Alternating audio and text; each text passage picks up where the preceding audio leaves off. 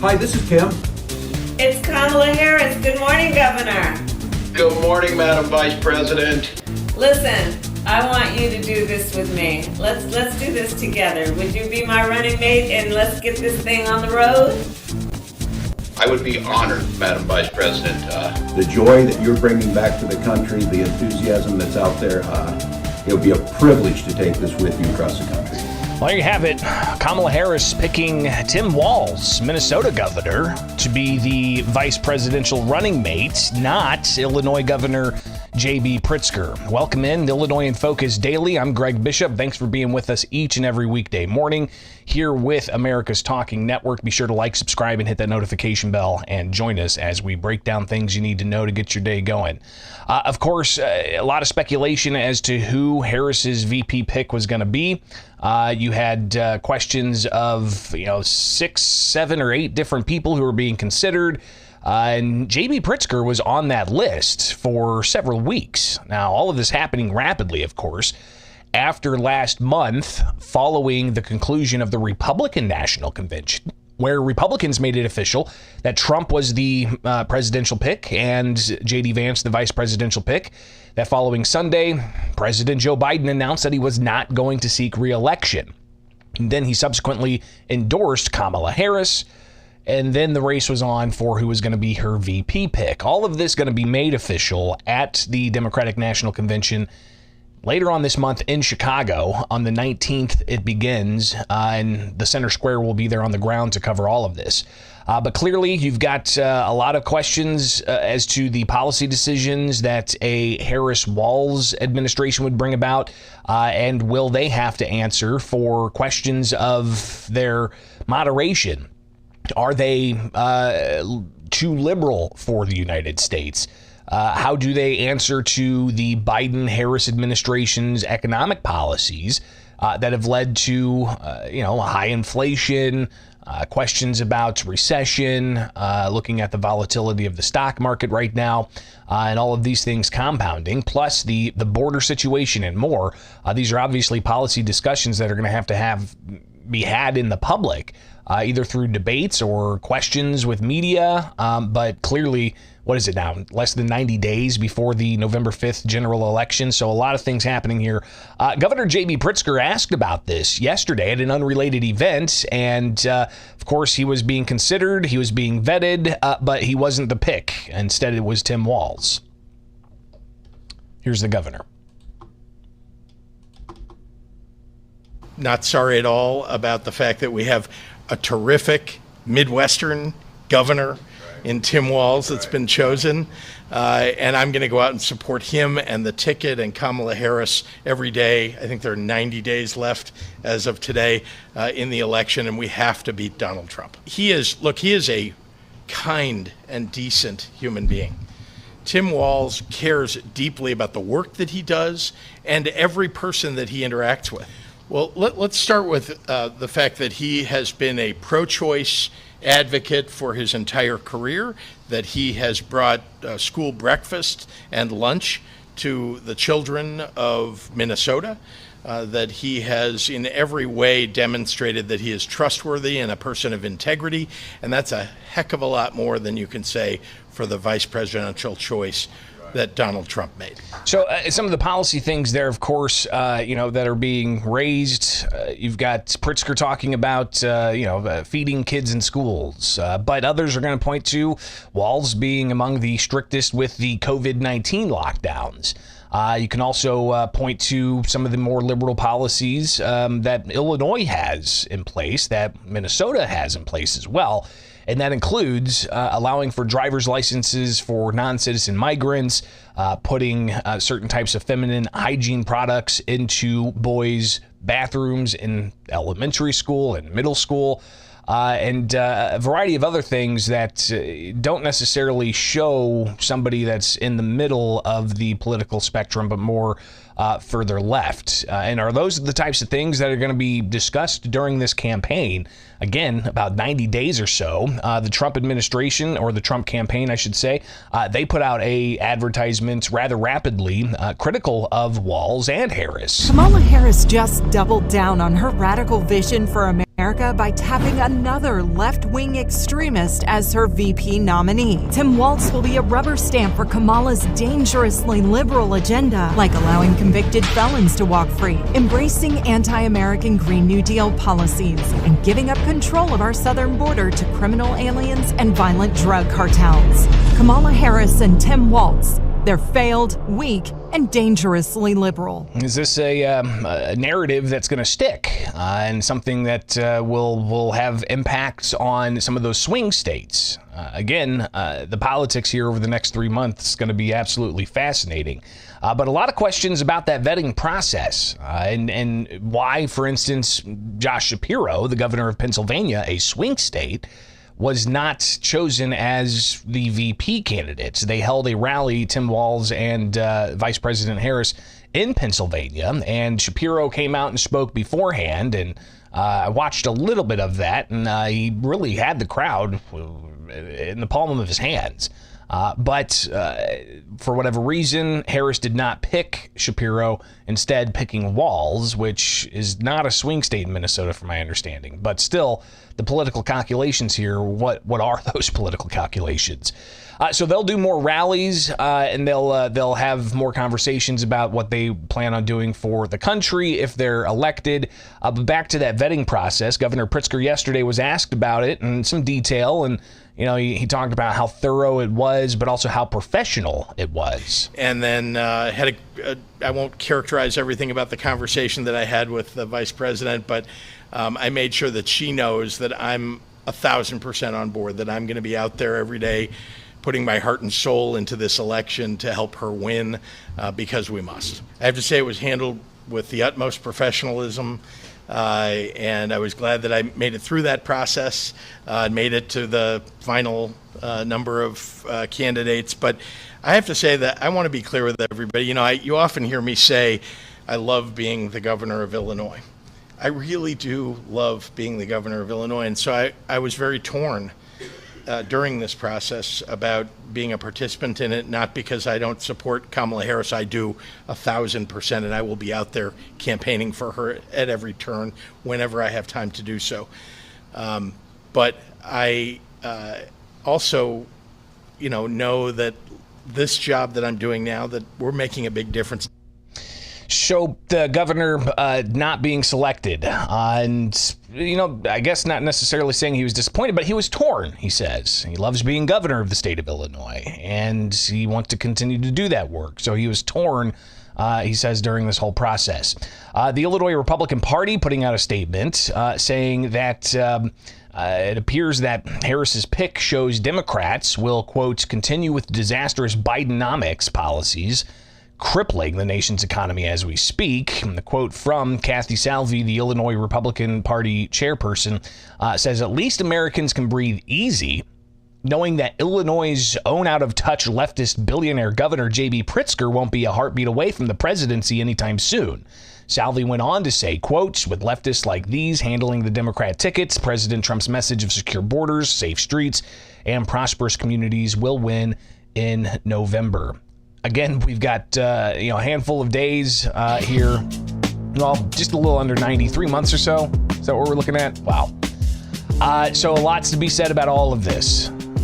We'll definitely keep you updated here with Illinois in Focus Daily. I'm Greg Bishop. Like, subscribe, hit that notification bell, and join us each and every weekday morning with Illinois in Focus Daily, part of America's Talking Network and the Center Square.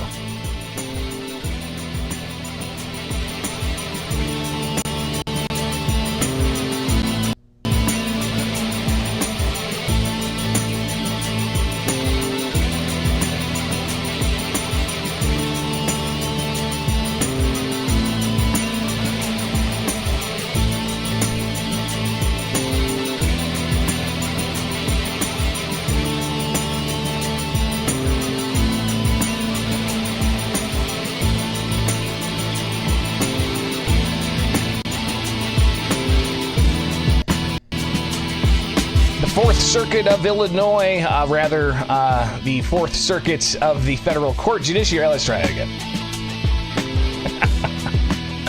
Live to tape, folks. Live to tape. Let's do it.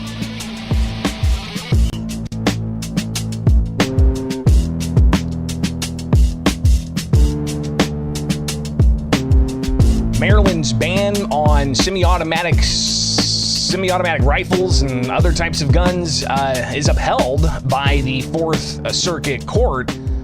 And what kind of impact is that going to have on Illinois' challenge? Good morning. Illinois in Focus Daily. I'm Greg Bishop. And like, subscribe, hit that notification bell each and every weekday morning. And join us for news that's going to impact you here in the land of Lincoln. So headlines yesterday, Fourth Circuit upholds assault weapons ban in Maryland. And the way this case is set up now, it can go to the U.S. Supreme Court. Now, this could happen before Illinois' ban is challenged through the courts entirely, because you've still got the bench trial in Illinois, the Southern District, scheduled for September 16th. Now, that's the lower court, all right, the circuit court. It would still have to go through the Seventh Circuit Court of Appeals. But you've got out of Washington, the Fourth Circuit upholding the assault weapons ban in Maryland. Out of Washington, you've got the Second Amendment Foundation chiming in on this. The Second Amendment Foundation announcing that they will seek Supreme Court review in Bianchi v. Wilkinson. And that's the challenge against Maryland's assault weapons ban after the Fourth Circuit in Maryland upheld the law. So you have the executive director of the Second Amendment Foundation saying today's decision from the Fourth Circuit is unsurprising given the prior decision in other cases. And continuing on here with the reaction, we believe, like with Colby, the court's analysis is flawed and the challenged law is unconstitutional. We will be filing a petition for certiorari at the Supreme Court, as this case presents an excellent vehicle for the court to settle this debate once and for all. It goes on to say that in the 65-page opinion, judges for the majority wrote the assault weapons at issue fall outside the ambit of protection offered by the Second Amendment because, in essence, they are military-style weapons designed for sustained combat operations that are ill-suited and disproportionate to the need for self-defense. Chief Judge Diaz drafted a concurring opinion with 5 other judges joining. Judge Richardson drafted a dissenting opinion with 4 other judges joining, stating that the Second Amendment has not a second-class right.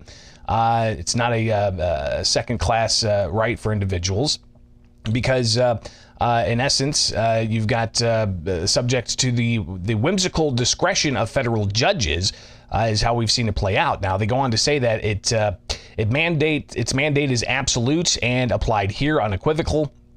In holding otherwise, that the majority grants states historically unprecedented leeway to trammel on the constitutional liberties of their citizens.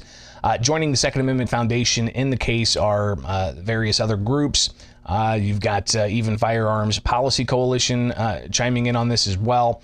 We'll get to some of their statements. But clearly, the case in Maryland queued up now for the U.S. Supreme Court. And we look at the Firearms Policy Coalition here on X. They posted an article saying that FPC taking Maryland's assault weapons ban to the Supreme Court following the Fourth Circuit decision. So, Firearm Policy Coalition announcing the United States Court of Appeals of the Fourth Circuit has issued a highly flawed en banc, which is a full court hearing, decision on the merits upholding Maryland's ban of so-called assault weapons in Bianchi v. Brown.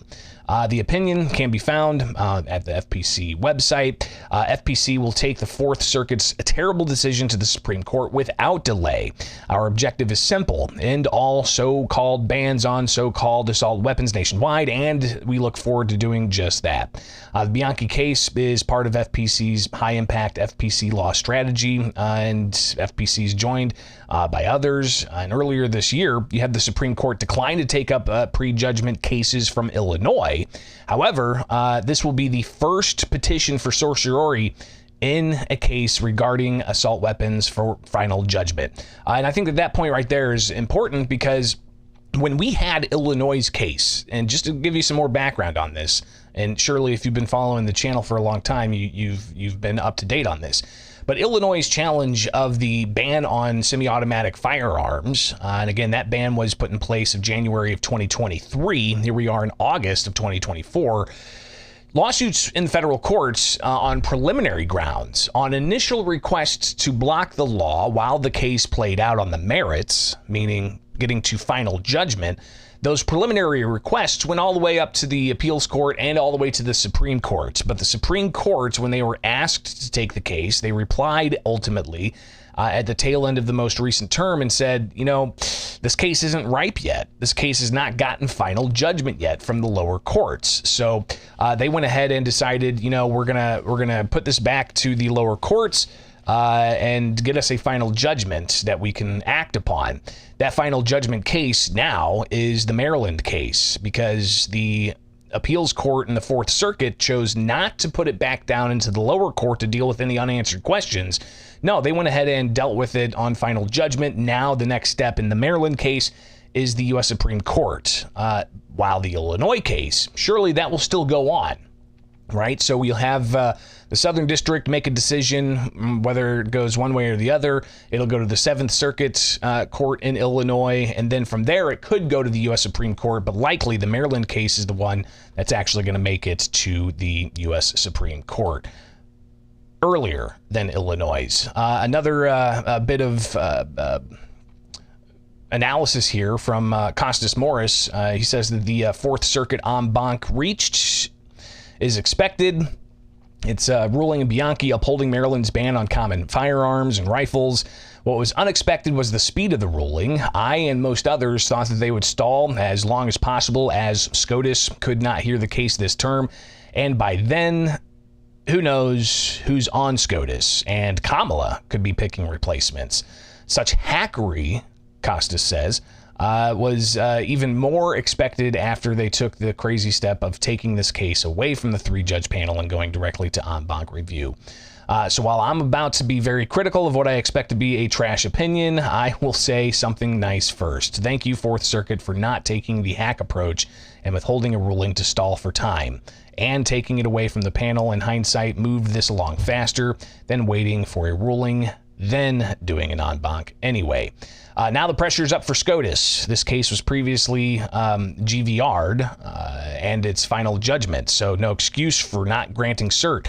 And no waiting on the circuit split isn't a real answer, because the pro-gun circuits never hear assault weapons ban cases. Anyways, let's take a look. So he goes into his own analysis there, and you can follow him on X to get that. So what about the Harris campaign? At a rally last night, Harris talked about her VP pick, Tim Walz, and how he's a gun owner and somebody who is also wanting, quote, common sense gun reform. So what does that look like? So Tim is a hunter and a gun owner who believes, as the majority of gun owners do, that we need reasonable gun safety laws in America.